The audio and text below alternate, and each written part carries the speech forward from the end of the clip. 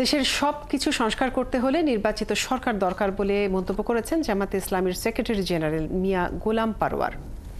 শুক্রবার বিকেলে কুড়িগ্রামের নাগরশির উপজেলার নেওয়াশী এলাকায় ছাত্র অধিকার পরিষদের এক মতবিনিময় সভায় তিনি এসব কথা বলেন। তিনি আরো বলেন, অবাধ ও সুষ্ঠু নির্বাচনে পরিবেশ সৃষ্টি হলে জামাতে ইসলাম অংশগ্রহণ করার সিদ্ধান্ত নিয়েছে। একই অনুষ্ঠানে গণ অধিকার পরিষদের সভাপতি নুরুল হক নূর বলেন, জাতীয় নির্বাচনের আগে স্থানীয় নির্বাচন করতে হবে, তা না হলে রাজনৈতিক সংস্কৃতি পরিবর্তন হবে না।